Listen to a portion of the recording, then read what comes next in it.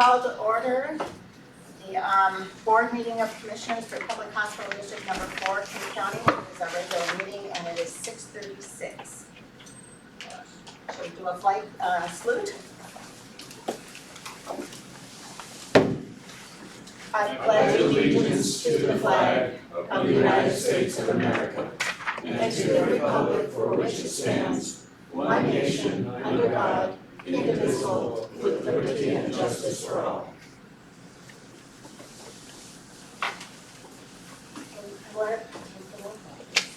President Norris? Here. Vice President Young? Here. Secretary Spikers? Here. Commissioner Herron? Here. Commissioner Pollard? Here. We will now have public comment. Please limit your comments to 3 minutes. And I'd also like to ask everybody if you have a cell phone to turn them off or vibrate so that we don't have any interruptions. Public comment?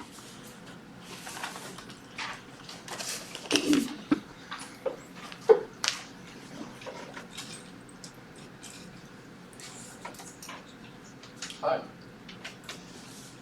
Well, for the record, my name is Scott Scowcroft. I'm a former executive director of the Hospital Foundation, former hospital staff member, a grateful family member to a former patient. I live in West Seattle. For over a year now, I've been encouraging this board to be courageous, entrepreneurial, and visionary with affiliation on fast track. If ever there was a time to be all of these, this is now that time. To the best of my knowledge, mine are the only substantive comments that have been received from the public so far. Please correct me if I'm wrong. In any event, I don't think that it's too late. There's still time to invite the community to participate and provide meaningful input.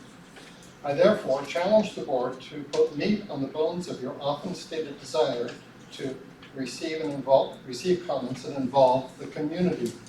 Consider hosting one or more event. Call it a lunch and learn, and then send personal invitations to 10 or 15 of the leading service and civic organizations throughout the valley. By this I mean Encompass, the 2 senior centers, the 2 school districts, the Chamber of Commerce, Kiwanis, Rotary, the Snoqualmie Valley Community Network, Friends of Youth, the Food Bank, the Tribe, and anyone else you feel should attend. Maybe ask the Snoqualmie Record or the Living Snoqualmie blog to sponsor the event. Then bring someone independent to facilitate the meeting, someone who's knowledgeable, like Ben, and forgive me for murdering his last name, Linda Kukin, who is the executive director, as you know, of the Association of Washington Public Health Districts, and who you'll remember facilitated your January strategic meeting. Once he, or someone like him, has educated and hopefully inspired these local organizations as an option, as to the various options for affiliation, they can then provide written feedback which you would distribute to each RFP respondent to help guide them in crafting their proposals. I believe involving the community with the affiliation process is a meaningful way that you can demonstrate being courageous, entrepreneurial, and visionary. Thank you. Also, would you please speak up during the meeting into the microphone so that it can be recorded on video. Thank you. Okay, now we're going to move. Is there any other public comment? Hearing none, then we will move on. Approval of the minutes from May 11th, 2017. Approve the agenda. I'm sorry, I missed that. Approval of the agenda. I move approval of the agenda. A second. Is there any discussion? I think there's one slight addition. Pardon? Right, there's one slight addition. I don't know that there's an addition. We will be changing on this agenda. The auditors would like to be during the approval of the minutes, right after we do the approval of the 2 sets of minutes, they would like to be first on our agenda. Can we accommodate that? Is that a? So we move the new business section 1 to what, after the minutes? Yeah, yes, Because they're on new business right now. yes. So we're moving, new business item 1 to where? After the approval of the two May 11th minutes or the May 24th minutes, then we will have the auditor's report. Good, thank you. Is there a motion to do so? I make that motion. Second. Any discussion, further discussion? All those in favor say aye. Aye. Opposed? Okay, then we will move them up after we approve the minutes. Do I have with that change, do I have another, we move to approve the agenda now? I'll make that motion. Is there a second? Second. Okay, is there any discussion? If not, all those in favor say aye. Opposed? Okay, there we go. Alrighty, the May 11th regular meeting minutes, approval of those minutes. Are there any comments or changes or edits? I move approval of the May 11th minutes. I second. Any discussion or corrections? Hearing none, then we'll move to a vote. All those in favor of approving the May 11th, 2017 regular meeting minutes, say aye. Opposed?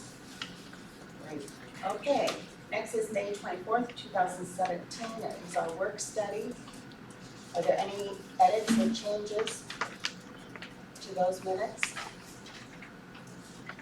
I move that we approve the May 24 work study minutes.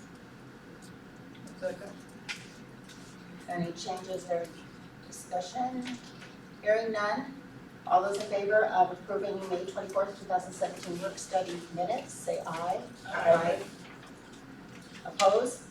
No opposed. Okay. Now we're going to move on to the auditor's report. One more minutes. May 30th. Oh, I don't have, see, I have a different list. May 30th public hearing. Does anybody want to? I move approval of the May 30th public hearing minutes. Second. Is there any discussion, corrections? All those in favor say aye. Aye. All those opposed? All right, this passes unanimously. Okay, I'm sorry, now we can have the auditors.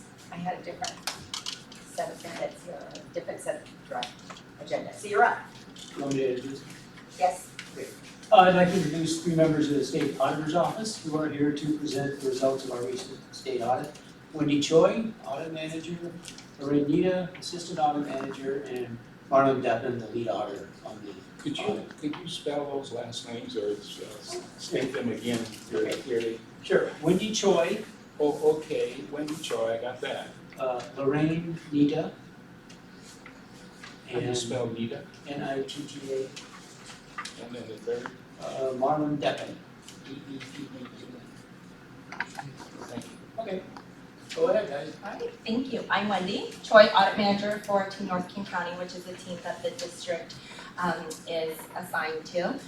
In front of you should be a blue folder packet with the packet of exit conference items that we're presenting tonight.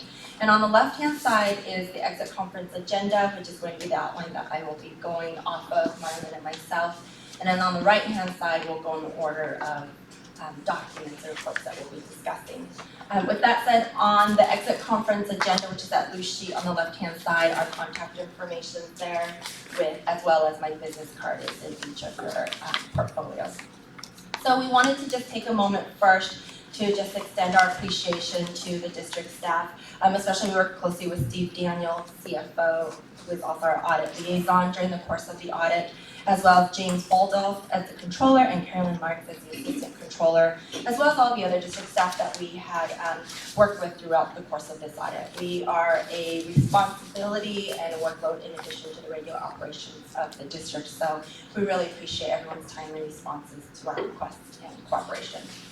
We also just want to take a moment to thank the district for this positive working collaborative relationship that we have had in recent years and continue to have. So in front of you is the results. It's our fiscal year 2015 audit for the district. We reviewed the accountability audit as well as reviewed the certified public accounting firm's financial statement audit for the district. So the first piece we want to bring to your attention is the accountability audit report. That's the report on your right-hand side with the yellow cover sheet. I want to turn everyone's attention to page 4. And that's the audit summary. So page 4 discusses the areas that we reviewed during the accountability audit. This is similar to the areas that we discussed during our entrance conference. There were 3 areas that we reviewed for the 2015 audit. Financial condition, we performed some financial condition ratios to determine, to assess the district's financial condition, its financial health of operations. We also reviewed debt covenants, compliance with debt covenants as it relates to your 2015 revenue hospital bond. And then the third component, we also reviewed small and attractive assets, which was to review the district's process it has in place for safeguarding what we call small and attractive assets to ensure that they're adequately safeguarded, that controls are working as intended, and that there's regular inventory that's being performed. Since these are items that can be more attractive to the public, potentially easily misplaced or unaccounted for without being detected in a timely manner. Under results and brief, which is up at the top of page 4, we do state that in most areas that we reviewed, the district did comply with state laws, regulations, your own policies and procedures. We did have one recommendation that we did want to discuss tonight, and that is in regards to the safeguarding of small and attractive assets, safeguarding of assets. And so what I'd like to do is, in a moment, I'll bring your attention to that recommendation. But just since we're already on the accountability audit report, I wanted to at least bring your attention to page 5 of the report, just so that the board knows how the entire report would look like when it's published on our website. So page 4 discusses the areas we reviewed for the accountability audit. Page 5 then relates, points to other related reports for the district. And so under page 5, under related reports, we do have a financial section where we do state that the district's financial statements were prepared or reviewed by a separate CPA firm, and we provide a link to where the public can obtain those reports. On page 6, it's information about the district, and that's more statistical information as it relates to the 2015 audit. And we've already had the district review that, and what I'm going to do is we'll wait to publish the report so that later on this evening, if each of you would like to review this report, and if you notice something that maybe wants to be clarified, you can let Steve know as our audit liaison, and I'll reach out to him.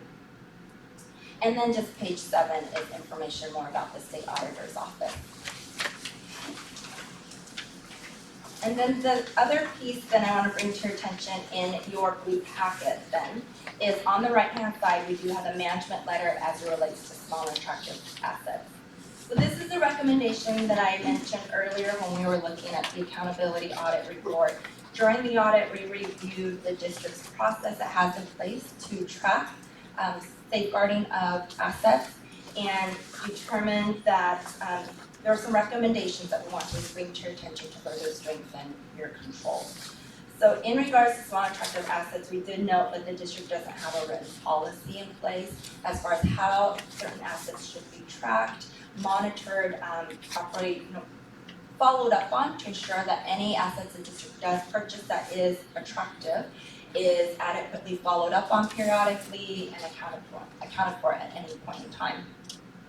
We did note, what we consider small and attractive are those items such as computers, laptops, computers or projectors, susceptible or attractive for personal benefit. We also noted that there should be a written policy on the process, as well as the district should have a periodic or regular inventory counts of these items, just to ensure what was purchased at a certain point in time still exists and is at its intended location. We also do recommend that, during our review, we did test 26 items and did have those 3 bullet points that we wanted to bring to the district's attention as recommendations. We did note that for the IT department, if there are computers that are maintained, they're only being tracked if it's connected to the district's network system. So we would just recommend that any computer IT type equipment is being tracked on a small and attractive asset master list, not just those that are connected to the network. We also noted that the asset list that the department does maintain, it's not kept up to date as frequently as it should. During our testing, we did note that one laptop that we selected was not could not be located, and then there were 9 that were found in different locations than what was listed on the master sheet. And then just that recommendation as far as if it's not connected to the network system, we just recommend that the district still track those in a master sheet. Those can tend to be, the items are a little more susceptible to risk because if it's not connected to a network, there can be this risk that is unaccounted for and may not be detected in a timely manner. So it's a management letter, so it's a letter that we communicate to the board in a formal memo. It's just referenced in that 1 or 2 sentences in the accountability audit report, but we will, in the next audit cycle, review the district's corrective action that's taken at that time and may have it as another piece of our review in subsequent audits. Then the next piece I want to bring to your attention is, so away from the accountability piece is the review of the financial statement audit performed by the CPA firm. There's just one single sheet on your right-hand side of your portfolio, and that's just a review of it's called our CPA report, which all it is the state auditor's office, we're the official auditors on record. So if clients contract out for the financial statement audit, for example, we just have to, we have a responsibility to review that work. And then what's new for the upcoming years is we issued just this one sheet, this 1-page letter without the draft watermark, and then include a copy of the CPA report on our website. So that's just something I want to at least bring to your attention, since it is a report that would be available. But we take exactly the CPA's report for the district and do not alter it in any way. So other than that, back to your exit conference agenda, I did want to bring to your attention to recommendations not included in the audit report. So we had the management letter, which I just went over. Then we just had some housekeeping items. We're at lowest level of reporting, but we share with management throughout the audit. But as you see in the accountability audit, it's not referenced in detail. What I want to do next is then on page 2 of the exit conference agenda, I thought that would be a good time to transition and then would bring Marlon up and he would discuss our concluding comments.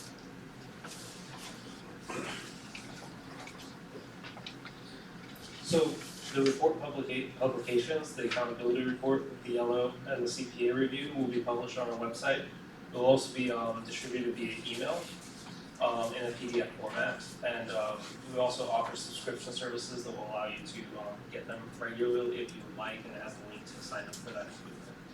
The audit costs for this for the 2015 audit, we estimated at the entrance conference to be about $15,200, and we expect it to be about that. So we're right on. And we will also be sending out an audit survey. I know to Steve, I believe Tom, and then James as well. And we appreciate the feedback on that and any comments that we can make things smoother or better. We would like to know. The next scheduled audit will be conducted December 2017, around there, and it will cover the same areas with the accountability and the review of the CPA firm. That may be done by a different team, I believe, but we'll see when we get sooner. We'll start working with Steve and get that all hammered out. The estimated cost for the next audit, including the charges for travel, is based on our current rates of about $16,000. Of that, $1,550 is for that CPA review that we do. And one thing to note is that on June 30th, the legislature is going to be passing the budget. There is talks of a state wage increase, so that may affect us, but it's at the current point in time, without us knowing if it's being passed, the rates are still staying just the same as they are, so we'll know more on June 30th. And then one other thing is that if expenditures of federal awards exceed $75,000, we will do a federal audit, so if we can know about that. Would you, Oh, 750. would you repeat that? I didn't get that. If the expenditures of federal awards exceed $750,000, then a federal audit must be done as well. So it's just something to keep in mind. And I think that's it. If there's any questions, we can. Are these costs pretty much standard throughout for every hospitals, or is it based on? It depends on the size of the hospital, and then what we cover. Like if you do have a federal audit, that increases the budget considerably. You say it depends on the size of the hospital. You mean the size of the budget of the hospital, or? A lot of times, with the It's not the CP, facility we're talking about. no. It's the size of the size and complexity of the hospital district. So if it's a larger county hospital district that may have several federal grants or several more decentralized areas as it relates to cash receipting, a much more heightened amount of activities from spending standpoint or grants, then your audit budget would be higher to address the amount of risk or complexity that would be involved to perform an accountability audit, for example. And how many times per year do you do this? Is it twice a year? Because if you are paying 15,200, that's quite a bit of money.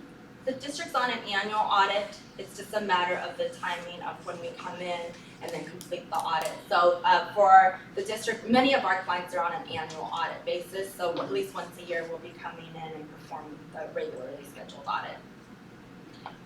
Wendy and Marlon, I got a question. It says we have accepted the report in lieu of the audit required. Does that, I don't want to read into that, but I mean, to me, that means we got a darn good, nothing came up, so that you accepted it and that was a really good finding as far as that went. Right, so in regards, yes, to the CPA audit, we as for any government municipality, the state auditor's office is the official auditor on record, and clients have the option to contract out certain portions of the audit, with the exception of the accountability piece. So we have clients similar to the district that contract out their financial statement audits. For those, like Marlon was mentioning, the federal component, we actually also have clients that determine what, for their needs, they want to contract out the federal audit with a private CPA firm instead of have the state auditor's office perform that work. So exactly, so with the CPA report, what this does is just state exactly as that. We reviewed the CPA's work papers for the district's 2015 financial statement audit, and there were no concerns that we identified that would need to be disclosed or discussed. And so Sent it's them an Moss audit. Adams, we submitted to them and then they reviewed. This is the first time that this has happened, is that correct? Well, we have to review them every single year, so we've been doing this as part of our regular audit every year that the district is due for its accountability audit. What is different for this year, for the 2015 year on, is this single sheet, and then posting the audit report from the CPA firm on our website. It's just a way to ensure there's that matter of transparency from the auditor's office as the official auditors on record. And we are already doing the review. It's just nice to be able to hand our client, the district, the report, and then we have what we call a closeout letter that Steve has as our liaison that states there were no significant deficiencies or concerns we noted with the CPA's work. At other clients, we have come across in instances, not often, but we have come across where the CPA work papers may not have met auditing standards the way it needed to. So this is a way that we're already out there viewing the work to also make it known to the public that who the district contracts out with for a financial statement audit, that audit meets standards. Mr. Pollard. How much of the $15,200 is devoted to auditing the auditor? The CPA firm, Yeah, about $1,500 of it. It's about a day's worth of work where we go in and we review their audit file. And but one of the things we do when we are there reviewing is we take notes to make sure if there is anything from the CPA's work that would also be beneficial for our accountability planning, we want to make sure that we document that so we're not duplicating our efforts as well. Yes. On the management letter regarding, small assets contracted, you mentioned about corrective action that we need to, did you give us a date on that? For accountability, we recognize, for example, the next scheduled audit is fiscal year 2016.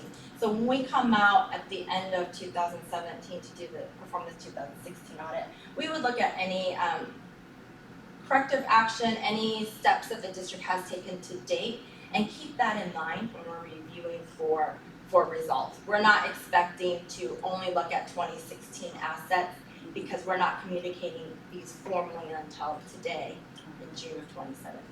With the accountability, there's a tab that we know if this was a federal audit, corrective action would be a lot more stringent and happen a lot quicker.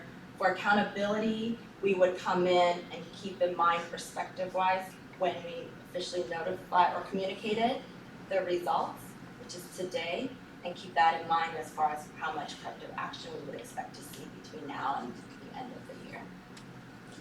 Thank you. Commissioner Pollard, did you have a question? Yeah, now, I want to just understand this. You do a financial audit every year. We do the accountability. The accountability audit is reviewing the district's internal controls to ensure that assets are publicly. You do an accountability audit every year. Correct. My understanding was that you did an accountability audit every 2 years, you do a financial audit every year. Is that not correct? No, the district's on an annual cycle for accountability and then would be on an annual cycle for your financial statement audit as well with Moss Adams. So we're on an annual cycle for both accountability and financial? Previously, I think you did accountability every 2 or 3 years, didn't you? I'd have to go back and check in our client Well, that's profile okay. I'm just to verify. curious. Now, one thing that's very interesting, though, to continue, is that this is for 2015. But when you spoke to us about the items in the management letter and the way things are, you spoke in the present tense. So I'm puzzled as to how this is supposed to apply to 2015, and yet you're talking about it as if it were the condition today. Right. It's twofold. Accountability audit can go up to the current date, but the other piece is, when we're looking at assets and transactions, we try to focus just on the 2015 year since that's your audit period. But when we're discussing the processes that a client has in place, it's difficult to just only talk about what took place in 2015. For me, it's hard to remember what took place last week, let alone the process that it was 2 years ago. And so when it comes to processes and reviewing policies, we have to be able to put that in perspective. When we discuss processes and how often our inventory counts taking place, that's talking about today's current process. And we'll say, okay, well, was this also in effect for the 2015 year? And then what we would also do is if there's any policies that are in place, we review the current policy, but then also we have to ask more questions. Was this in effect for 2015? And was it a different policy? It varies, but on the controls piece of it, we do discuss the current process, but then kind of put in perspective, was this also taking place during the audit period? Is there any other commissioner that has a question? Just for clarification, you're doing 2 audits. One is accountability and the other is financial audit, which is annually. Are they done together or is it done separate in a year, or are we paying $15,000 for each or what? No, 15,000 total, and for the state auditor's office, so for our team, we don't perform your entire financial statement audit. That's contracted with Moss Adams. Okay. They do the review, so it's their team that comes out on site and meets with district staff. What we then have to do, every engagement firm, similar to our office, we have a file for the audit to, it's our working papers of the work that we did for the 2015 year. So the CPA firm has their audit file for the 2015 financial statement audit. We go up to, they're based in Everett, so we would go and send one of our staff members, we review their work. When Marlon mentioned that the CPA work would be by a different team in the following years is because we have a team in Everett, so it just would make sense to save the district costs. They could just hop on over to the CPA firm. We're trying to make it more, we're one agency, so we have certain things that we want our auditors to keep an eye out to ensure that we're not duplicating efforts compared to what the CPA firm had done. And so the financial statement piece, all that we do is we review, we go to the CPA firm and they give us access to their file, read-only access, and we just review the work to make sure that there aren't any concerns that we would be identified. I think everybody, we've heard the Moss Adams before. They will come again this year and give us that report, and they will give us 2016. So we will hear 2016 this year, and then the state will come in and give us 2016 next year after Moss Adams is all done. Does that make sense? Commissioner Pollard. Well, it's just the time lag bothers me, and that is, it's 18 months to 2 years you're looking back 18 months to 2 years, and then you're speaking about things in the present tense. I don't understand that. But at any rate, I find it interesting that this is required by the state, and yet we have to pay for it. Why does the state pay for it? And is this done? Is this the way it's done in all states? The state would require it, and then the institution pays for it. It just seems very odd to me. I can't speak for all the other state auditor offices in the various states. As a local government, yes, the client, the district does have to pay for it. If you're a state agency, there are different pieces for the budget that's appropriated by the state budget. But yes, as a local government municipality, the district does have to pay for the accountability piece. Are we ready to move on, commissioners? Are there any other questions? Thank you very much. Thank you so much for your time. Have a good evening. Thank you. Before we move on, I met with communications. I want to, I've been negligent, and then I didn't recognize Bob Jeans as Snoqualmie, City of Snoqualmie councilman, and he is here tonight, and he's here quite often. Thank you. He's our liaison to the Yes, city. he's liaison. Thank you. Filling in, actually. Filling in Yes. for, yes, filling in For for Kathleen. Kathleen. Yes. And she's at graduation or something? Yes, all right. I guess I'm first with communication. I have a letter that came from, and I'm not sure I'm gonna say this name right. This came from the superintendent of Snoqualmie School District, Joel, yes. Ani. Joel Ani, that's right, and this is what he says. Ms. Norris, I've been meaning to drop a quick note to the Board of Commissioners earlier this spring. Mr. Parker invited me to stop by the hospital for a brief tour of your beautiful new facility. I appreciated the invite from Tom and the opportunity to see the hospital since I've not been back since the open house. What an impressive facility. Congratulations to Tom and the board. Again, I appreciate the invite from Tom and found myself impressed. Regards. I'll note it down here. So I thought that was very nice. Also, the other thing I have before I move on to Tom is that we have 4 commissioners that have filled out the evaluation for our CEO. One has not turned it in. They're all anonymous, so we don't know who that is. So what we're gonna do is we're gonna go ahead and finish up calculating the evaluations, and we'll just leave the last one as an abstention. One member abstained, and I think that's how we're gonna handle it. After that, it is Superintendent CEO. Parker. Thank you very much. You have my report in your packet, and this month I delayed until today to get it to you for a very specific reason, and that is I watch my email regularly now, almost obsessively, looking for the Department of Health's communication to us regarding trauma level 5, and I had hoped that my report would not read as it does now, but we have yet to hear from the Department of Health. So I will just start and go through from top to bottom here.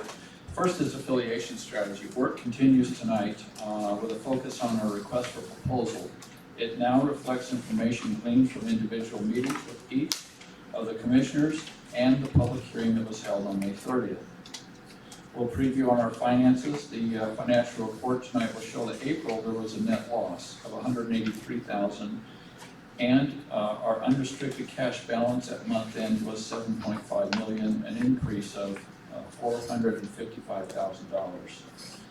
April was budgeted for a net loss of $2,500. Year to date, the budget calls for a net loss of $115,000. The actual year to date is $144,000. Average daily census in April was low at 19.1 compared to our budget of 22. That was an occupancy rate of 76%. Our operating expenses reflect that lower census. We were 6% below budget in April, and year to date we are 4% below budget. In May, our inpatient volumes were higher than April. We finished May with an average daily census of 20.4, and our ED volume was increased compared to April as well by 35 visits. Trauma. We expect to hear soon from the Washington State Department of Health with respect to the hospital's designation as a trauma facility. It has been reported before that it's expected that this designation will result in a decline in the number of area residents going to or being taken by EMS to other hospitals for emergency and trauma services. Quick note on King County Search and Rescue. We continue to work with King County Search and Rescue with respect to their potential, I should put that, potential use of East Campus as a location for their vehicles. The Facilities Committee confirmed that the proposed area to be used, they confirmed the proposed area to be used, it looks good. And King County Search and Rescue is currently working on a draft agreement that once received will be reviewed by the Facilities Committee. And I spoke with Commissioner Pollard about this, that the Facilities Committee will review that and as agreed by the committee, bring to the board as a whole a recommendation. Yes.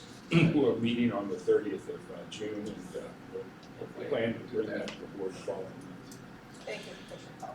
Legal Services, Jay Rodney, who has served as general counsel since 2007, is no longer with the hospital. Jay accepted a position with Regional Health System in Sunnyside, Washington.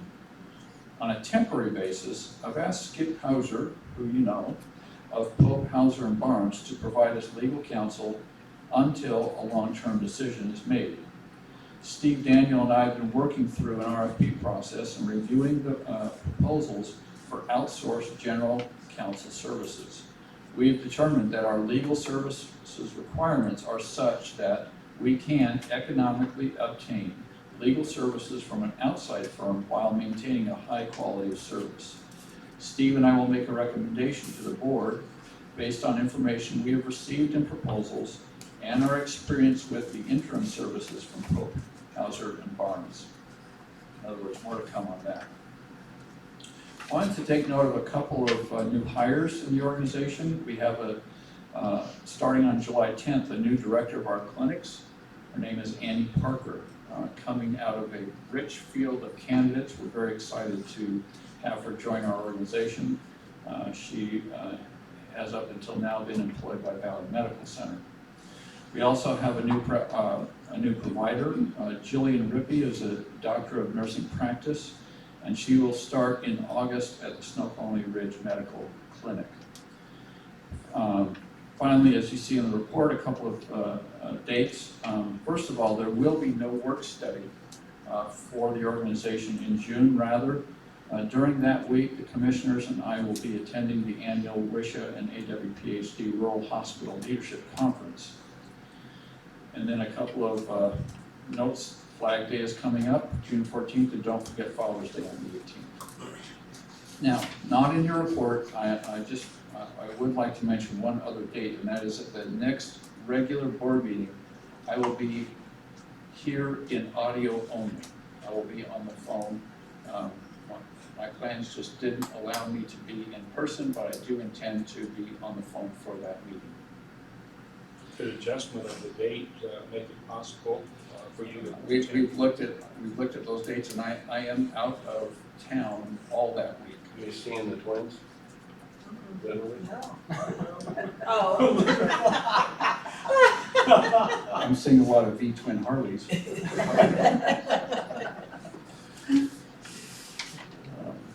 I do get to see the twins in 2 weeks. All right, Yeah. that's good. And my last item, I'd like to also read a note, and this is from Carol, Julie, and Ryan Peterson, written by Carol Peterson. This is Tom, staff, administration. It was good to see you all the other night. She's referring to the May 30th meeting of the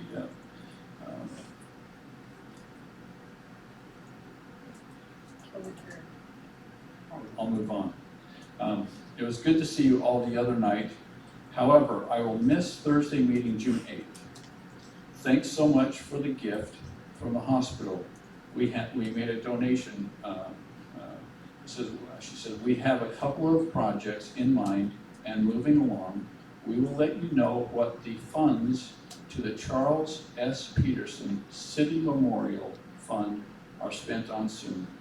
Very cordially, Carol, Julie, and Ryan.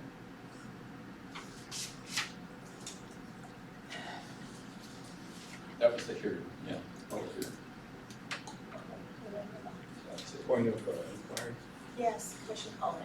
And the last paragraph about the legal firms, is it necessary for us to contract with a legal firm as opposed to a talented and skilled individual? It is not required. We want general counsel coverage, and we could do that with an individual, we could do that with a firm.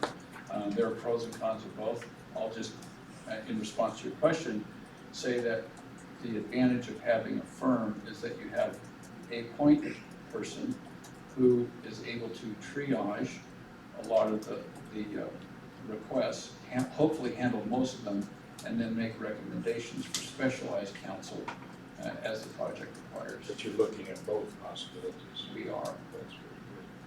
Another question on this report, and that is with respect to the hiring of clinic director Annie Parker. Could we bring her here to a board meeting in the near future and introduce her to the board? And perhaps prior to that, give us some biographical information so we can get to know her better. I actually anticipated that you would want to have a little more information, biographical, and we'll provide that at the next meeting. I'm sure she'd be happy to make introduction. I was gonna ask the same thing, Commissioner Holland. Good. Good job. Mine's on the same track. She is not my sister. There's no relation. Yes. She's not your ex? That's good guess of my life. Okay, moving along now, we will go to the committee reports. Commissioner Spicer, your Finance Committee. Right, thank you.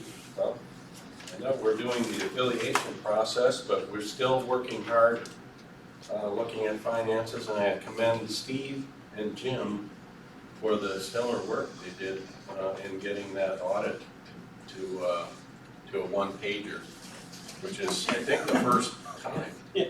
So that's really, people don't understand what that means. It means a lot to bookkeepers. So anyway, I'm just letting you know, I appreciate it, so. Bookkeeper. From the books. We were down in the census a little bit, quite a bit actually, about 3. And to a small hospital like ours, that's a lot. And quite frankly, I thought we were going to be a net loss of $250,000 versus 183. Looking at more of the positive points, we were definitely way ahead in bond compliance, 91 days in cash on hand, which is very good. Bond compliance, by the way, is 50 days. So other expenses totaled $149,000. Some of that was that surface water management fee that we had to pay. Everything was around, I think it was $20,000. Yeah. So that's quite an expense. We did reduce that by probably $100,000, I think, though, because we are mitigating most of the property now. We have a program in place that cut it in half by pulling up roads. I know we were behind in paying, trying to figure that out, so we I finally got don't that. think it was just that we were behind. The county line for surface water management was between Preston and Issaquah, and they moved their swim taxes further out. So a couple of years ago, nobody paid Yeah. in this area, and now we do, so. Barely, you know everything about that. I'm gonna defer to you if that comes up again. All right. I'm trying to make this lively, so, because these meetings are so boring. Oh, you gotta be kidding. Well, don't be here, come on. This is my own. If they come here, they can get entertained too. So, the affiliation costs are fairly low so far, all good there. A couple of good things that are going to be happening, and aside from getting some new providers for the Ridge and a new provider and a Ridge clinic director, which I think that is all positive steps. we're moving some of the clinic referrals to Apple Healthcare clinic referrals to the hospital-based clinic, so that we will get reimbursed at a savings, hopefully around $175,000, we're estimating. That's not a small feat, so Can I just say Apple Health is Medicaid in the state? it's all of the Molina, yeah. Thank you. And so I'm looking, there's a part that I put in here because I did ask some pointed questions, as I usually do in meetings. And why our census was down, there really isn't any reason, and I was kind of concerned. I asked the question, well, is it because we're turning away some of the Medicaid people from these larger entities that they don't want to work with us, you don't want to take our Medicaid, and you know? And Tom assured me, no, that's definitely not the issue, so I'm glad that we don't have that kind of an issue. One of the things, and this got to me, and I know Steve and Tom are going to look at this particular issue that I raised. You know, it seemed to me, all being equal, we should be ahead in the ballgame. We should be making more money. Because I look at, we budgeted for it's the large paragraph on page 2, about the second full paragraph down. If you want to look at that, and it may or may not make sense to you, but it did to me when I raised it. It's the why we aren't making more money if indeed we're not taking on 2.25 average Medicaid swing bed patients per month average or per day. And so that's really a savings of about $3,000 if we have Medicare to fill it, okay? So I got the understanding that we didn't have the answer how much we were getting paid by the commercials for a swing bed. So we don't know that. And that's It just varies. It varies, right? Yeah, What's the averages or what, you know? Do you have a ballpark on that? We're gonna do an analysis of it. He's If I quote off the top of my head. I'll tell you. No, let's, next finance meeting is gonna bring that. Commercial. Yeah. And because it does, I put more work on these guys every time, you know, doing these things, and I'll testify he does. Yeah. But this is a big issue to me. It's you know, as much as $90,000 a month difference. Why aren't we making, you know, more money if we have less Medicaid patients in our swing bed program? So hopefully there'll be something on that next month at the finance meeting, and then I'll go ahead and relay that information to the board. We've already started. Okay, great. Deep dive on So- this. It's a payer mix analysis compared to budget. Yeah, so I'm looking forward to that, and I think that kind of concludes what I had thought was most interesting. So, any other questions from the board member? This may just be a typo, but on page 2 down toward the bottom, it says Apple Health is all stated TED funded programs. Is that- State, yeah, So state it's funded. state funded, so we're talking Medicaid. Yeah, that's what Yeah. I said. Well, I'm just Medicaid, asking Molina. because there's a typo I here, think it's there's unclear. 3 or 4 entities that, Yeah, there's 4 partners. Mhm. Commissioner Spikers, do you want to move on? I am, yes, if there are no other questions, I want to make sure that the questions. Do you want to wait to move it and then ask questions, or may I ask a question now? If you want to ask a question now, Commissioner Well, Pollard, I'm curious as to, I know that our census was down, so roughly what percentage of our $183,000 loss is due to a lower census? Probably all of them. Okay, that's what I was And a thinking. $20,000 bill for that fee, Thank you. so. that's a good question. Are there any others from the board? I encourage it. And if there's questions from the public later, I'd be more than happy to try to discuss it. With that in mind, I'm going to make a motion, if there are no other questions, to approve the warrants, the grand total being $2,664,816.38. And that includes all payrolls and accounts payable, warrants, retirement, payroll taxes. Is there a second? Second. Is there any discussion about the warrants? Hearing none, all those in favor say aye. Aye. No? No. Any abstentions at this time? Okay. So we're moving on now to medical committee. I don't know which one of you is doing it. Joe, okay. Okay, Motion to have. we have been meeting with Snoqualmie Casino to establish a process for providing all of their occupational health immunizations and low income. We're providing first aid services for Snoqualmie 4th of July events. We're collaborating with Mount Si Senior Center in their pursuit of a grant to continue funding their hot meal program. And just to let you all know, King County is going to put back on a ballot a levy for senior services. It has some kind of, they removed it probably 4 or 5 years ago. And it's now, so if you would like to have that, see that voted for, well, send a note to your county councilman indicating your desire. Okay, we're converting to new IV pumps for better pricing on supplies and enhanced safety features. The trainings are occurring now. Impacts all nursing units, including inpatient ED and endocrine infusion. And as Tom said, we're waiting for that letter from the DOH for trauma level 5.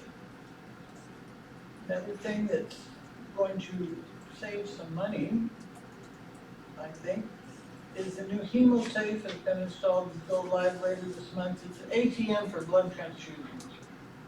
So we will have units of blood here that can be dispensed if it's a match. Confirmed by 2% blood pressure. Just have to push a button and take it out of the refrigerator, for lack of a better word. Okay. Imaging, the department focused unannounced DOA survey was without findings. And that's pretty much all I have to say. That's some of the rest of you included other pieces. Any questions? Just a note, That's a question. well, we have we have the May notes in the packets. Sorry about that. Yeah. Well, Yeah, so the report that Joan was providing was off of the June report. We can get you copies of that June report. Slide.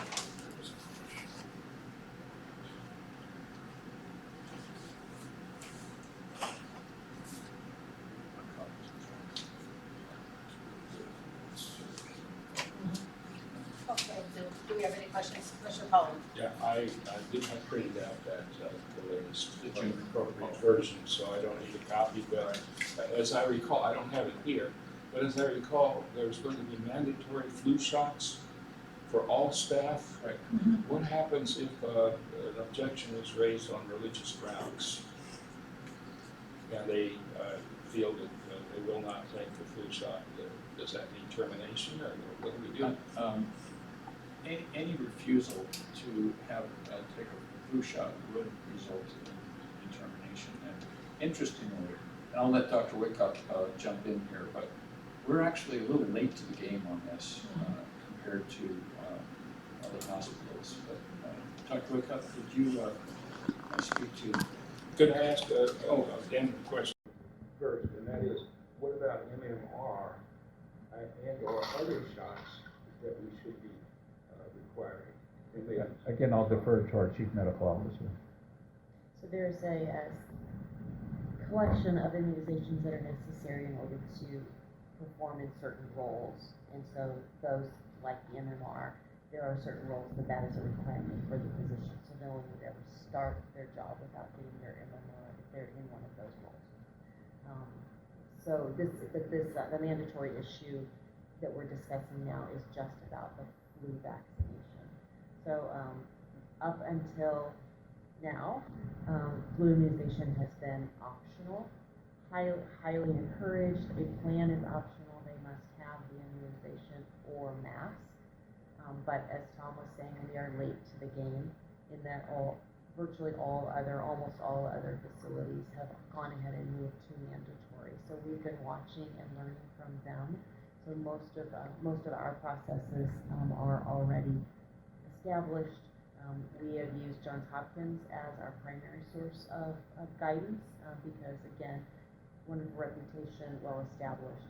But your specific question was issues around religious beliefs or other reasons, and so within our process there will be an appeal process to try and appeal for an exception. But the guidance that has been set in place by all the other hospitals in the area is that is not a justifiable exception, and so that often does result in a mutual termination. So if an appeal is successful, they will go back to mask. If there is a scenario, or they will actually not be allowed to work in their usual role during the season. So there's the reason why we're not presenting it here. We're just making the medical committee aware of a plan because the details are all coming about. Well, MMR is for people in certain positions, but the flu vaccine is for everybody that works in the hospital. That is correct. I have a question. Madam Yes. President.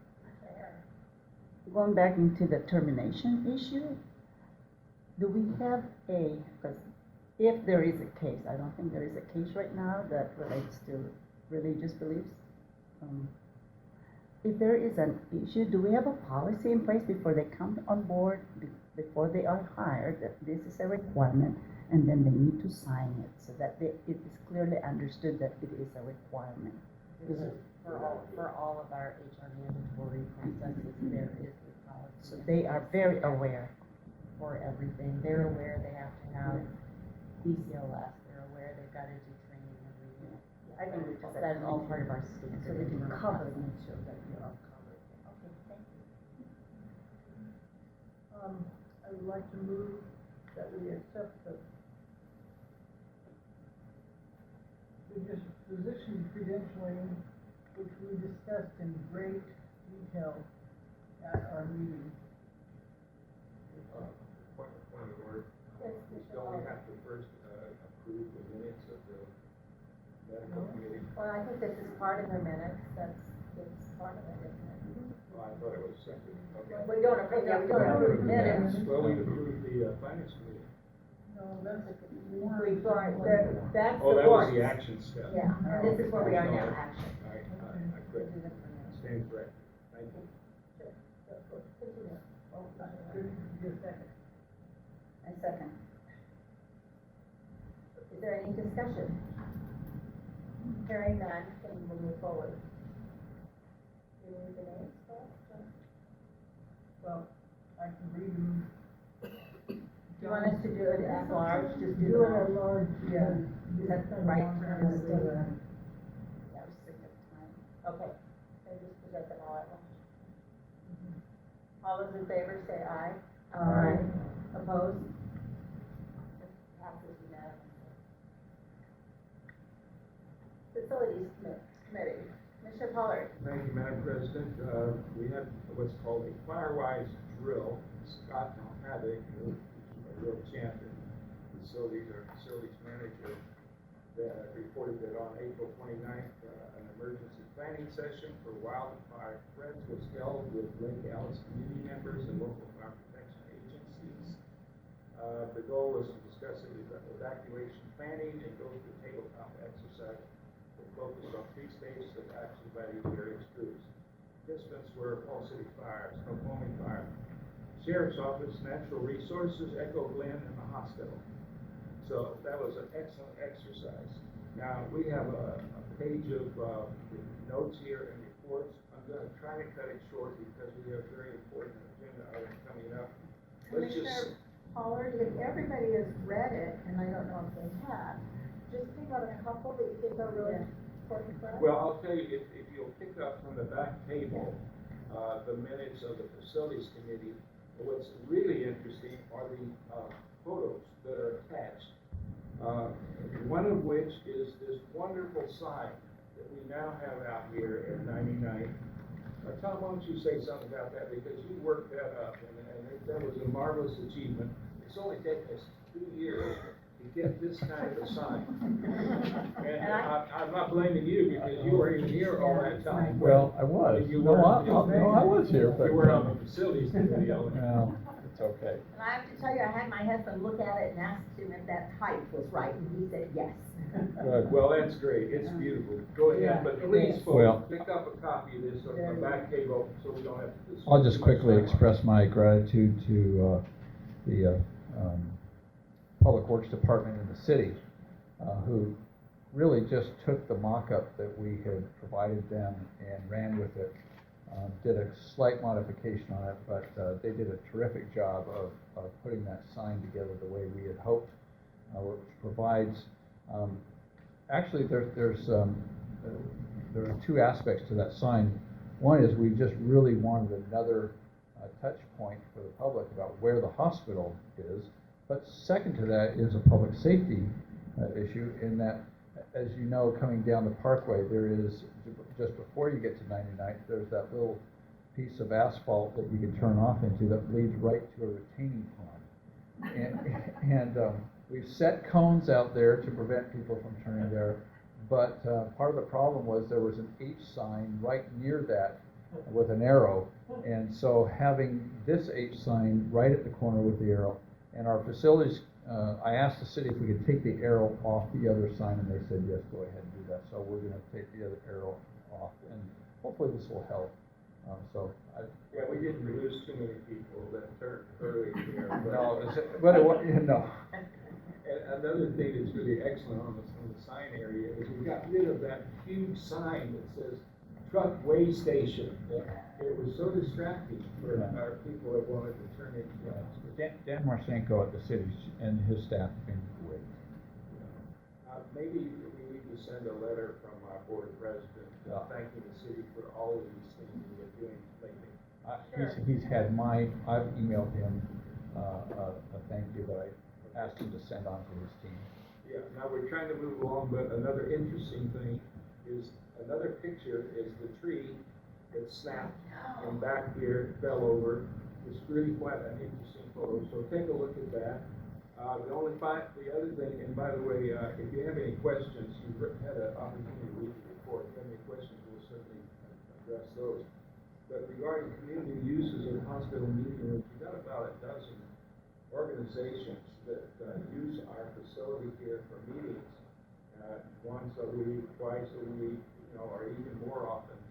And anybody who would like a copy of it, it states on the facilities committee minutes that it's attached. And somehow it didn't get attached, but it got provided late here.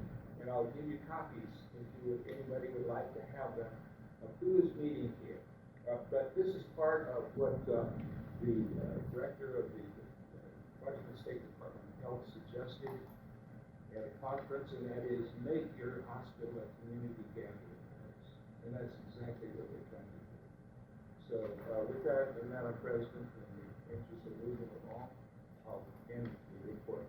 Thank you, Commissioner Pollard. I appreciate that. Okay, now we are at old business. Is there any old business? I guess not. Anybody have any old business?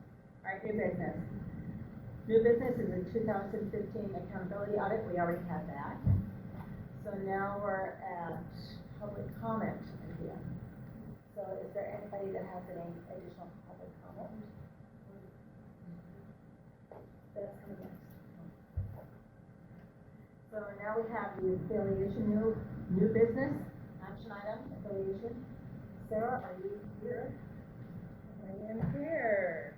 Good evening, commissioners.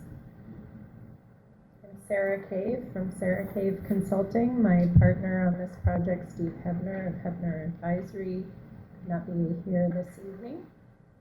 And I am here to give you a quick overview on the RFP process to date, see if there's any discussion, and make a recommendation to the board regarding the RFP.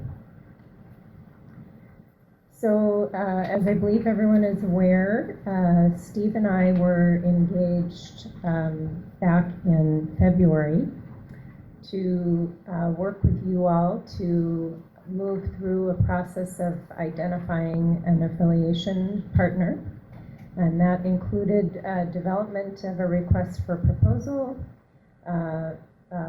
reviewing, working with you to review and evaluate those proposals, working with interested parties to work through the process of answering their questions and get ultimately to a finalist. We have made a number of presentations and worked with you in your work study sessions, as you know, along the way on various components of the process. And then the final piece that we were hired to work with you on, obviously, is selection of a partner, and that includes the signing of a letter of intent and facilitating and working with you as needed on the due diligence process and reaching a final agreement. So, excuse me, with that brief overview, let me just briefly recap the process and where we are with regard to the RFP. As you all are well aware, we started with developing with you a set of guiding principles and goals of affiliation that would really help to serve as kind of the anchor for the RFP and the process itself. We worked with another organization, an expert in the area, to develop, to complete a market assessment and made a report on that market assessment to you. We have translated many of the specific opportunities with regard to the growth in this market and the potential for an affiliation partner into the RFP. We reviewed several similar deals and interviewed executives involved in negotiating them.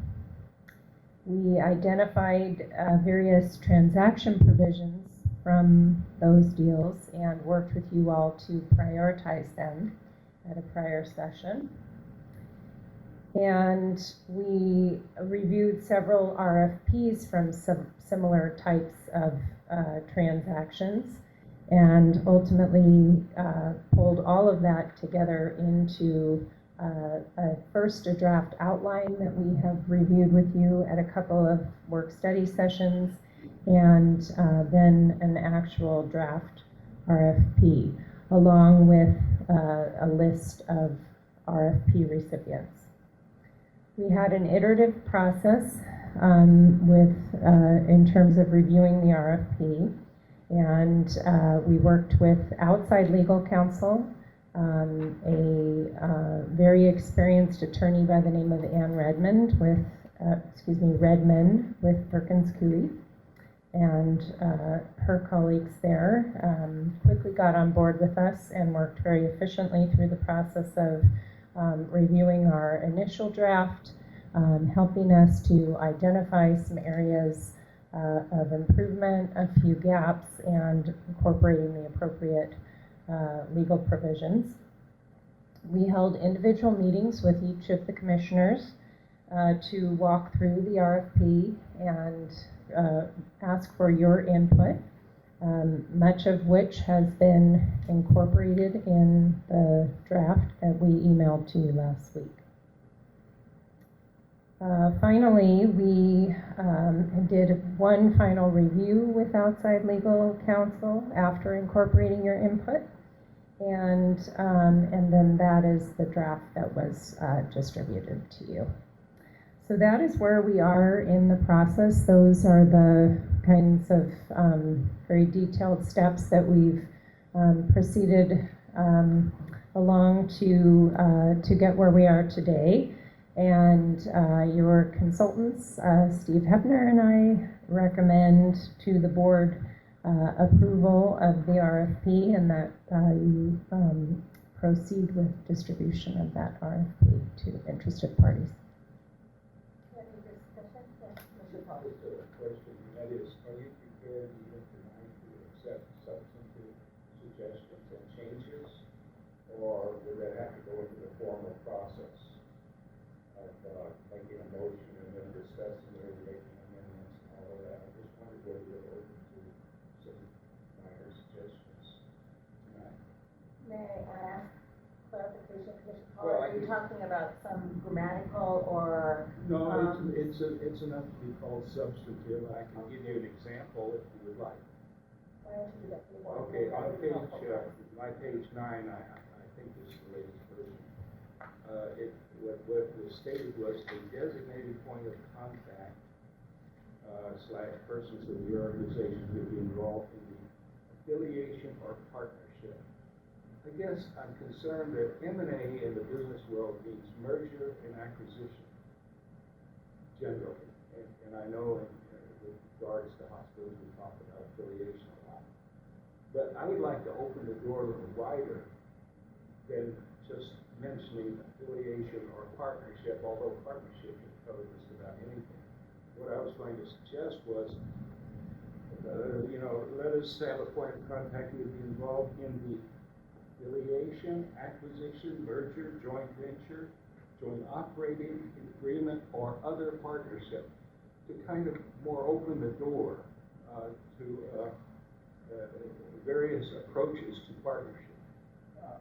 May I make a quick comment on that line? Commissioner Pollard, that one in the current draft has been actually, I think, responds to your concern, and in that it has been simplified now to read designated contact person or persons of your organization who will be involved in the RFP proposal process. Okay. That leaves it I really just- way open now. I just found it unusual or odd that when we talk to M&A means merger acquisition, but merger is not anywhere in this document. Acquisition is very rare in this document. But there are so many other approaches, and I wonder if it would be good to kind of spell out those other approaches as I've seen in other RFPs in similar circumstances. That is about joint venture, joint operating agreements, and other partnerships. Just a suggestion. I think, frankly, this is well done. We've all tried to do our best in contributing to it, but I think it needs more work, frankly. So if this is not the format for looking at this in detail, then I will probably abstain from voting on this, because I think it needs more work. Is there any other comments from other commissioners? I guess my comments are may I address it too, but regarding Commissioner Pollard's, may I ask him, this particular issue that you raised tonight, with your one-on-one with our consultant, was it raised? Well, our consultant, Sarah, was very patient with me, and we spent over an hour going over it, and I got through about half of the document.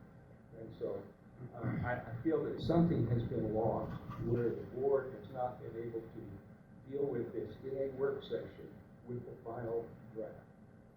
I would recommend that we have a work session to finalize this. We only get one chance to make a first impression with all these hospitals, although we can withdraw, we can say we can advertise again and so forth.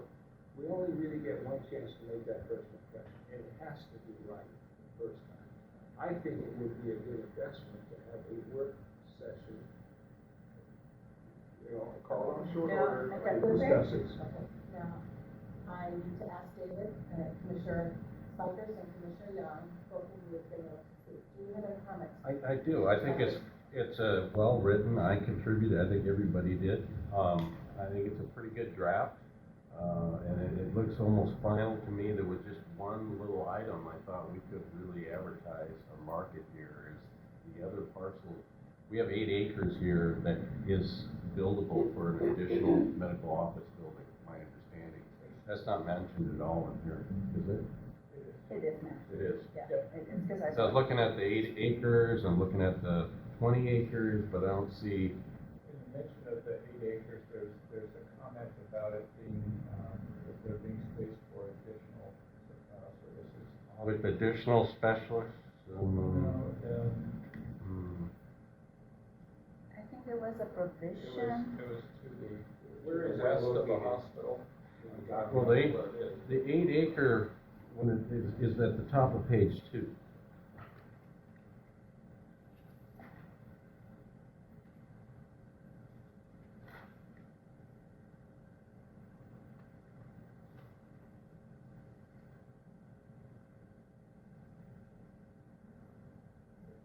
Yeah, right there.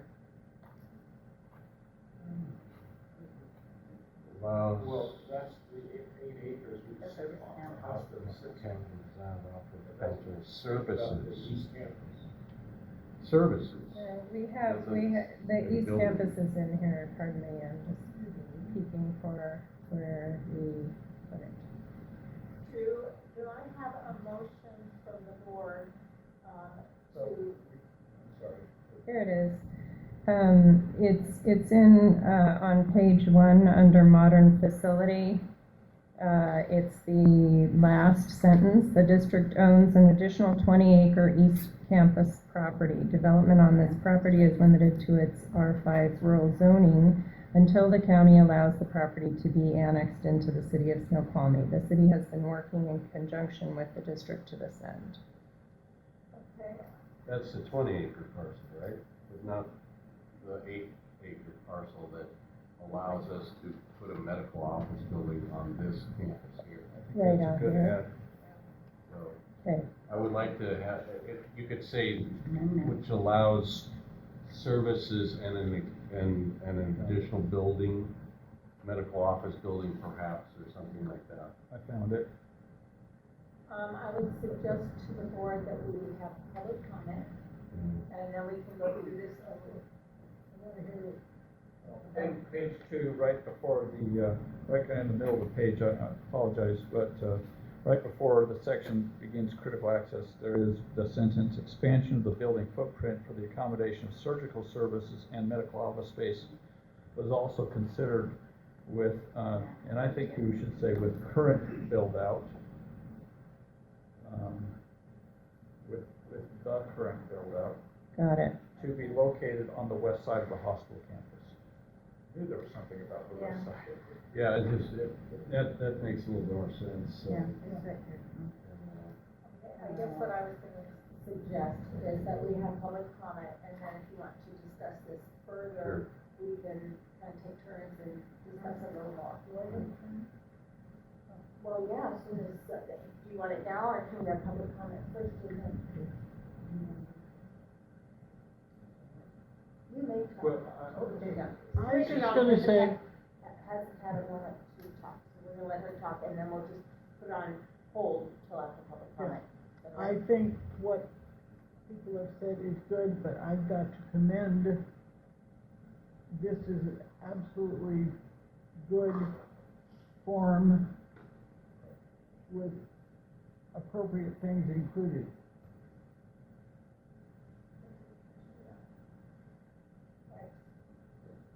As an alternative, President, perhaps we should have a discussion with the consultant, and then the public comment follow that, because then they can include in the comment anything that we might have arrived at during the discussion with the consultant. If the other commissioners agree, that is fine. Is there agreement that you wanna go ahead and discuss this for a few minutes, prior to having public comment? I'd like to hear the public. If there's some comment. Would you like to do that first? Yeah. Okay. All right, so we'll go ahead and have public comment, and then we will come back to this. All right, is there any public comment?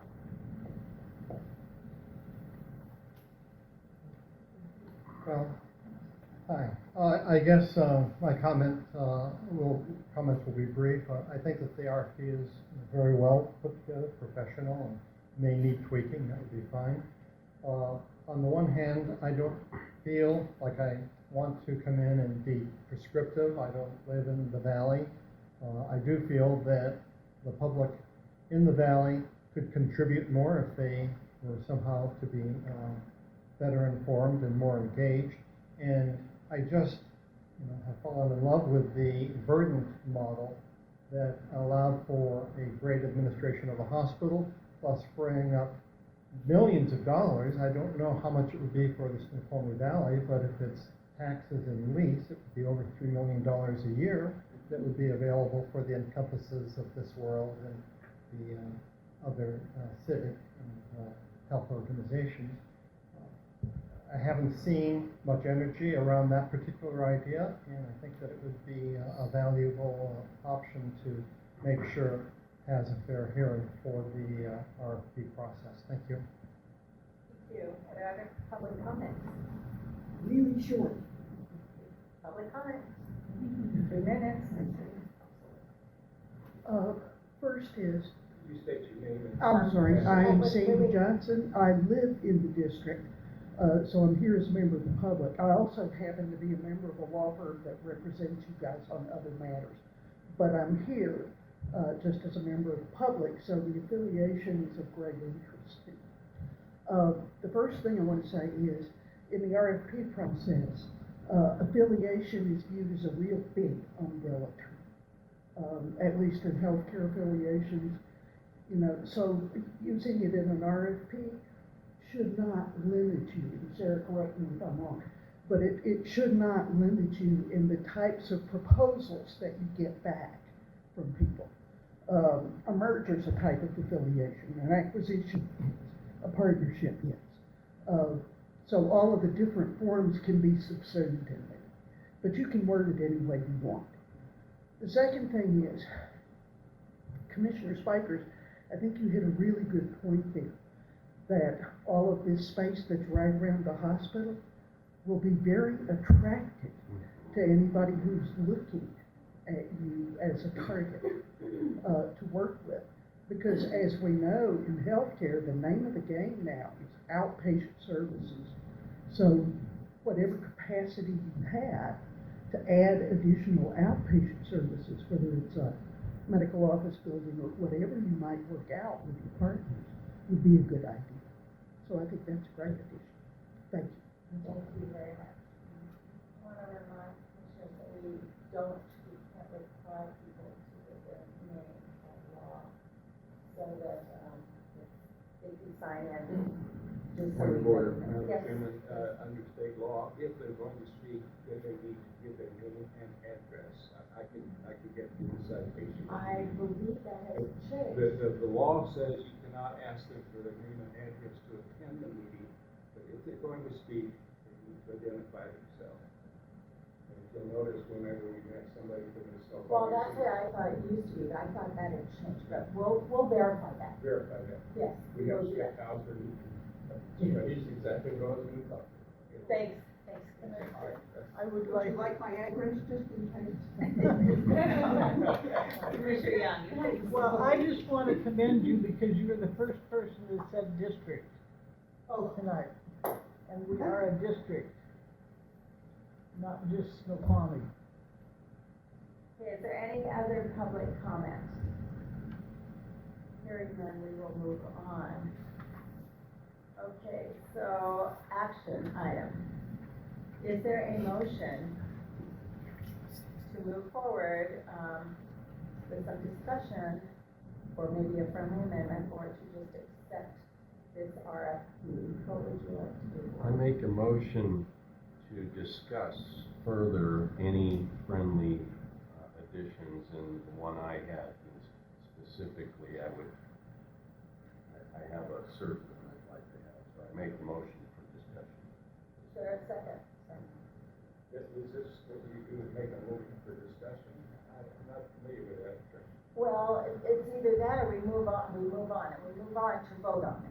So we've already had some discussion, I interrupted it, so I wanted to know if everybody wanted to continue the discussion. Yeah, I understand, but, I don't know, this gets technical, but the motion should actually move it forward action, and not discussion. Okay, so then we don't want to do any action, we're still in discussion. All right. Okay. All right, more discussion. Who has not said anything? I don't think Commissioner Spicer has. Well, the only amendment that I would have is, I wouldn't place that part under critical access hospital status. Somebody might read that and not even look at the second paragraph. I know that this is a huge thing, this additional building, medical office building build out could be worth $10 million. And we're hiding it, you know, in the critical access. So what if we moved it up? It's actually before the critical access. It It's is. in the, it's in the final paragraph under the section modern facility with capacity for increased outpatient services.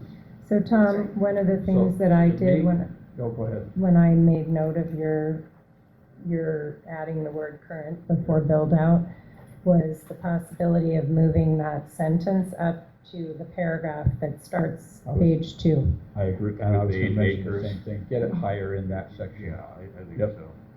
It's important. So I make a motion to amend to allow that sentence to be placed, In the document. yes, on page 2. The sentence that says expansion of the building footprint. I don't even know if you say expansion of the building footprint. We actually can get a separate building, an actual separate building we can build on this property. There's availability to do that. And expanding the building is one thing, putting an addition to it, you could actually. But offices, medical offices or something. Well, see, if I was at a group and I'd want to buy the building. So if I own this place, I could sell the building or sell the building space. So there's another option rather than just build out. So I think we need to really have something that says the opportunity to expand for an additional building. There are so many different ways. Well, it just, right, it's not, yeah. Build out doesn't mean the same thing as, I think it's just build out of the building.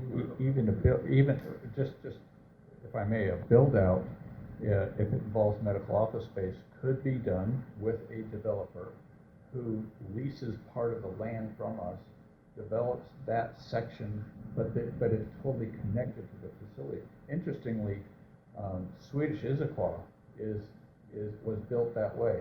I don't know if you noticed, but at Swedish Issaquah, the one side of that facility, kind of at the center point, is all medical office space. That's developer owned, even though it's all contiguous with the rest of the hospital. So there are so many really good options. I just want it more clear. I don't care where it would be nice to put it right next to that 8 acres, you know, that's all I don't care about. I agree, we should move that up and kind of show it as a higher priority. So you made a motion, right? Commissioner Spicer? Yes, I make the motion to clarify the 8 acres that is available for an actual on-site medical office building perhaps, or build out.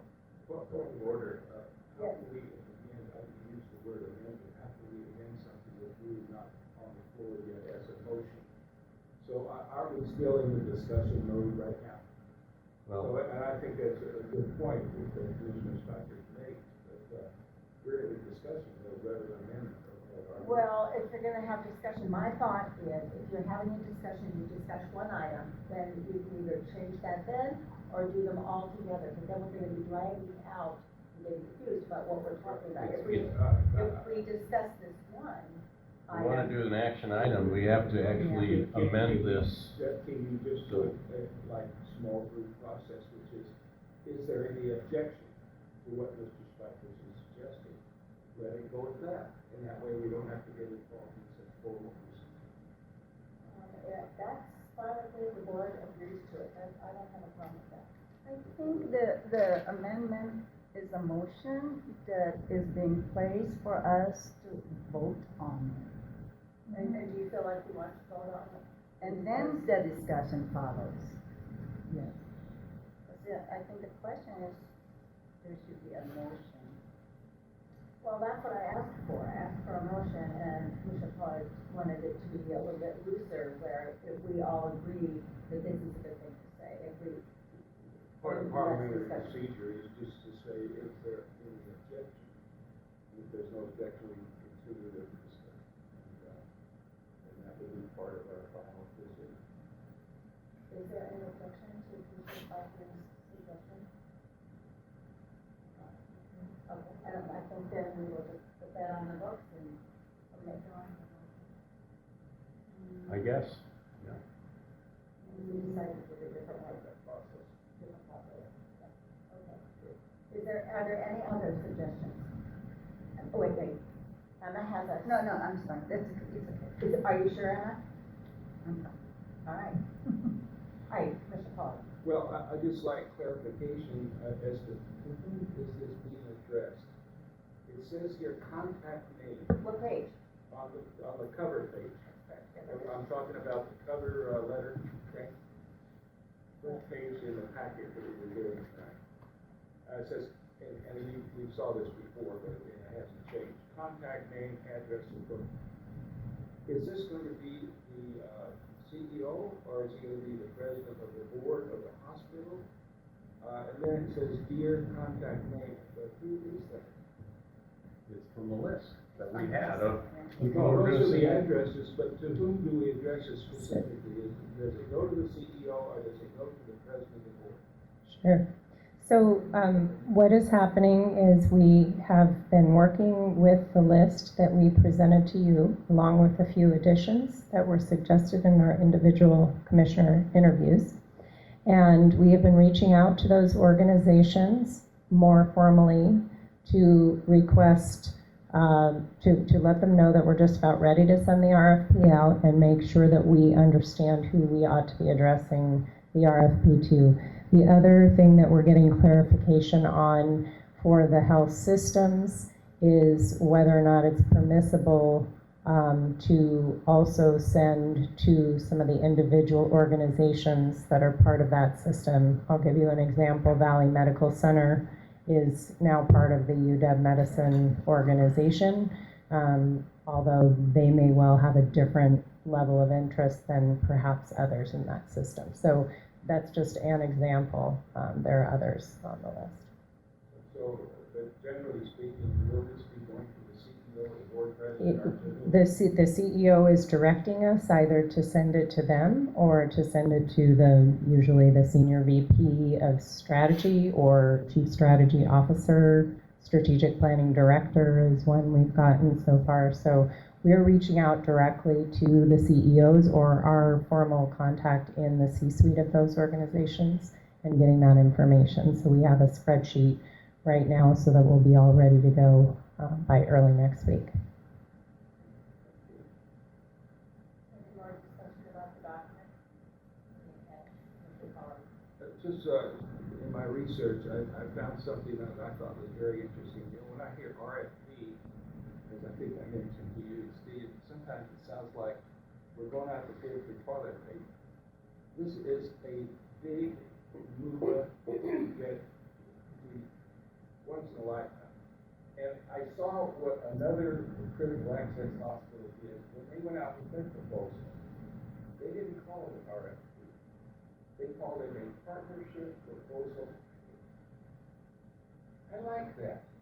Rather than RFP, why don't we call this a partnership proposal? Something a little more friendly. So just a suggestion, have you ever considered that kind of language? I have not considered it. Happy to entertain the board's flow on this.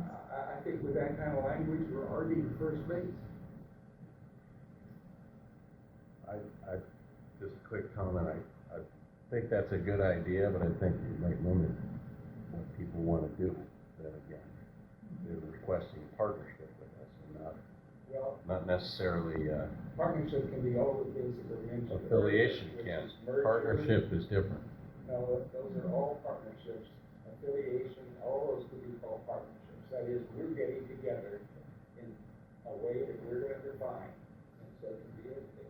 But anyway, Not in law. nobody has to accept that, except I think it gets us to first base in terms of communication and friendliness, and it doesn't sound like you're buying politics.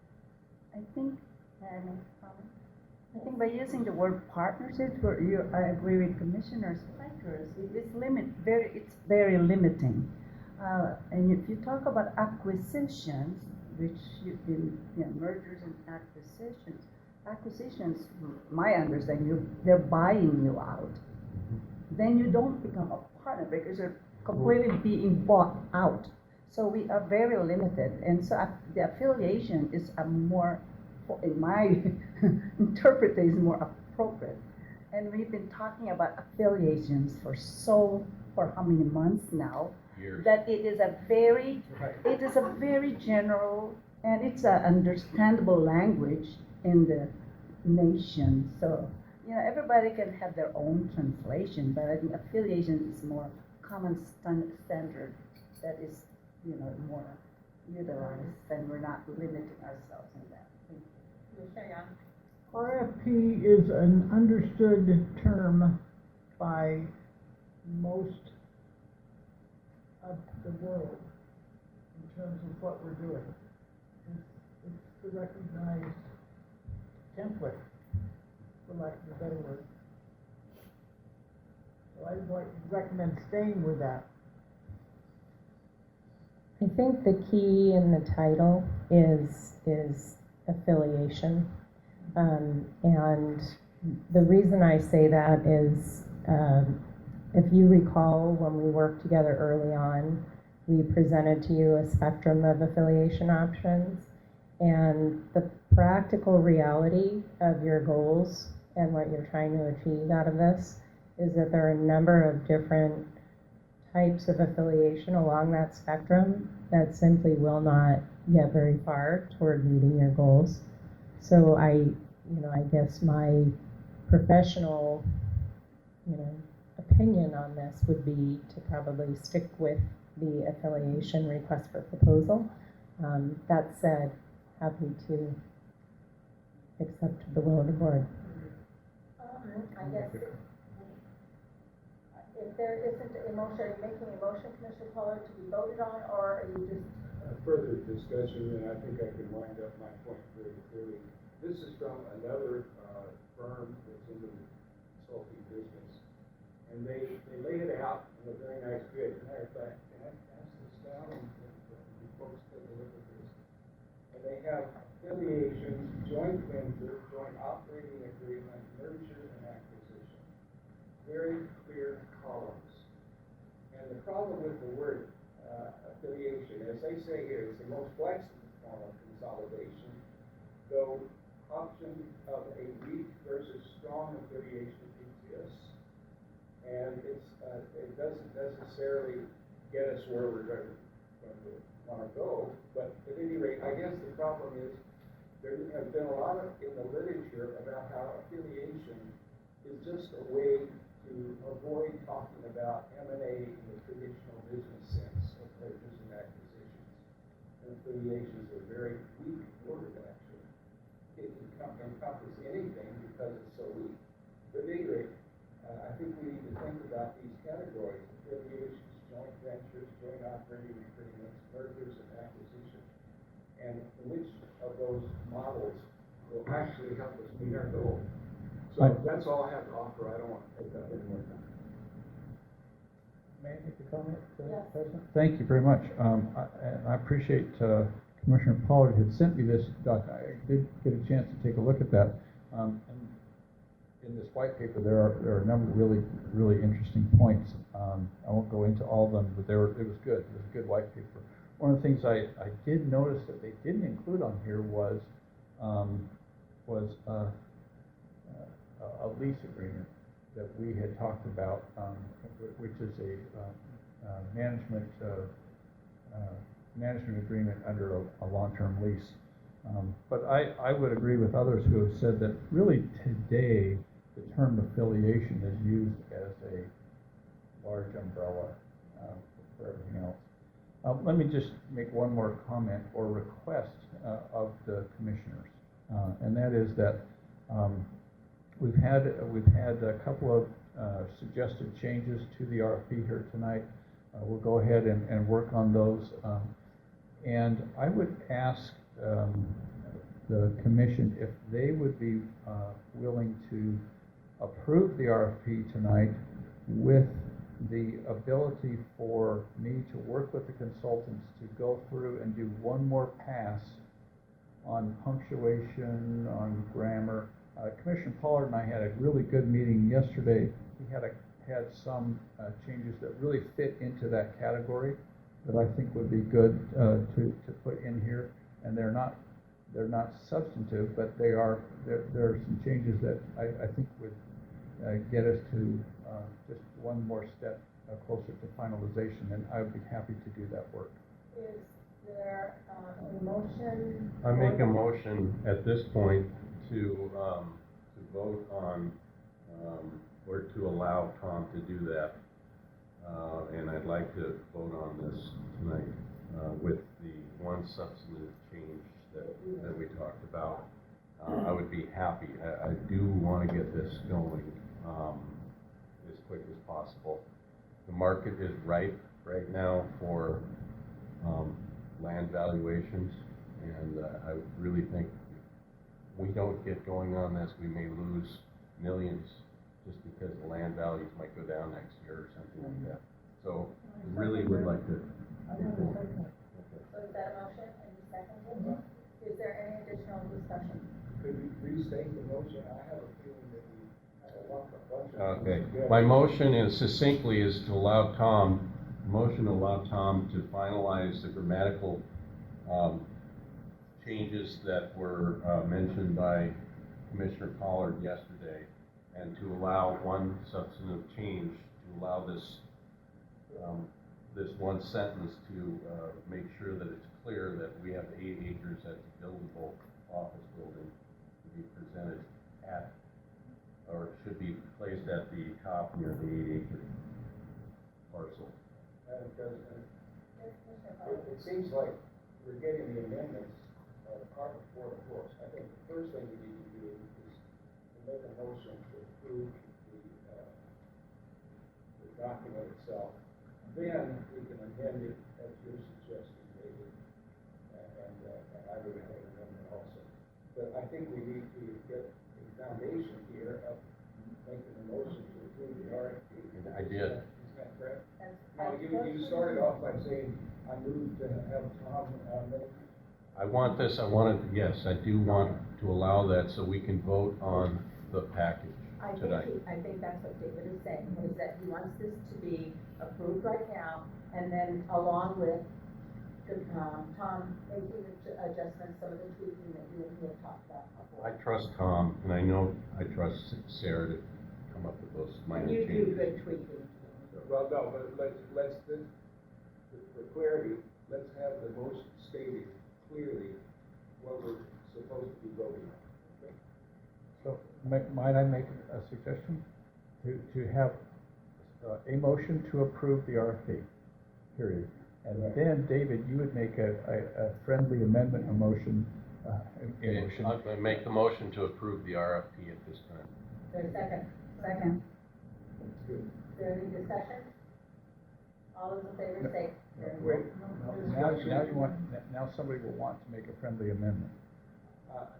Go ahead, David, with your friendly amendment. I would make the amendment to allow a small substantive change to make sure that we have a clear understanding that to prospective candidates that there is a 8-acre parcel that can be built out or converted to a medical office building. I second that. Is there any other discussion about that? So now we're going to act on the amendments? Yes. To Just this amendment, right just here. the property deal? Yes. Okay, thank you. Okay. Okay, no further discussion, all those in favor say aye. Aye. Opposed? Abstain. Now, I have an amendment.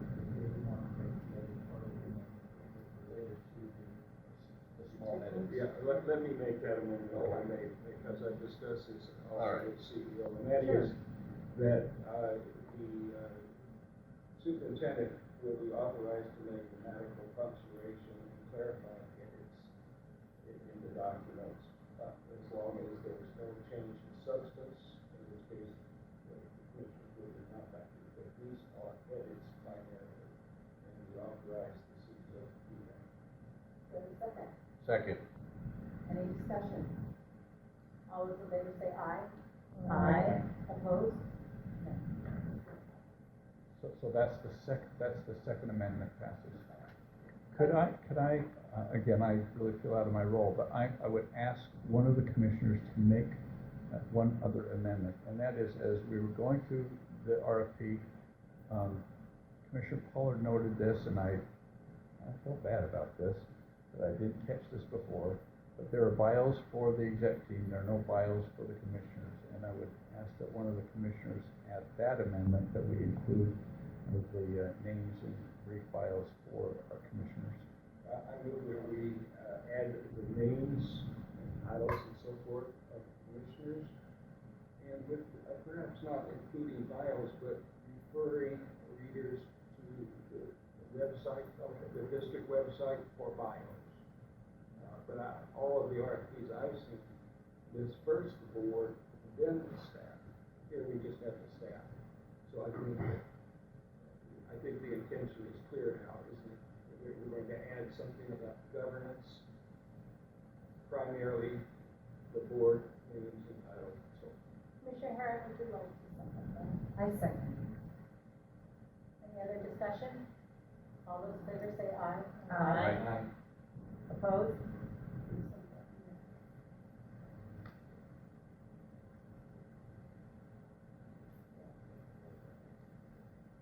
Now are we ready to approve the document? As amended, right? As amended, yes. Make the motion as amended at this time to approve the RFP. I second. Is there any discussion? I am going to abstain, partly because of my disappointment with the public hearing. I feel very bad about how that turned out, and as I said before, I think we would benefit from a work session before finalizing this. As has been mentioned by a member of the public, I think we will benefit from additional input from the public. I'm not sure how to go about that. So just because I still feel a little uncomfortable with some of these considerations, I'm going to abstain. Is there more discussion at this time about that? Do we need more Yeah, discussion? if you have. Well, I think I mean, we're gonna be going out to the public, and we're gonna be hearing all along the next 2 months. We don't have to accept anybody, we don't have to do any, I mean, it's completely open. Yeah. So we can still get input on how we proceed. So I have a feeling there'll be more input as we go along. So I'll just, with that, that's all I got to say. Yeah, I just want to make a comment. We have made every attempt to invite the public and even change our venue to accommodate so that there's some central area at least. There's been issues whether our hospital conference room would be the appropriate facility for public hearing. So we tried going back to City Hall, which most of our district population knows about it. And it just, you know, we, the commissioners have really done our best to reach out. And I know we will be hearing more from them. So I think too, you know, some of the places that we frequent, if we're going to the senior center, if we're having lunch, if we're out with Right. people, I think we should make an effort, and I believe we have, but I think we all should be mindful of that. And I think we can do that. Did we have a motion from you, Jean? Did I get a motion or anything, or you did just? No, it was a comment. I was just going to say, I'm abstaining, and Okay. one of the reasons that I'm abstaining is my profound disappointment at our public hearing. So I don't blame you. motion involved. All those in favor of the motion, say aye. Aye. Opposed, there's no opposing, there's none Abstain.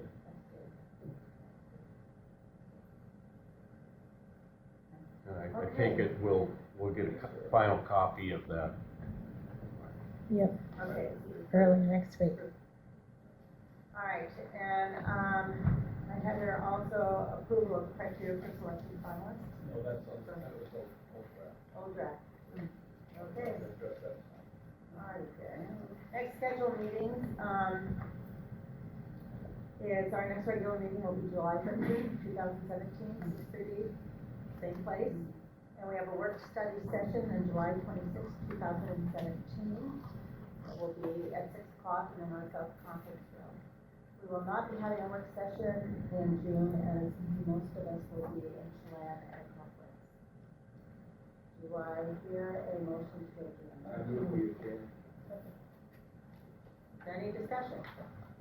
All those in favor say aye. Aye. Opposed? Good job, folks. Thank you.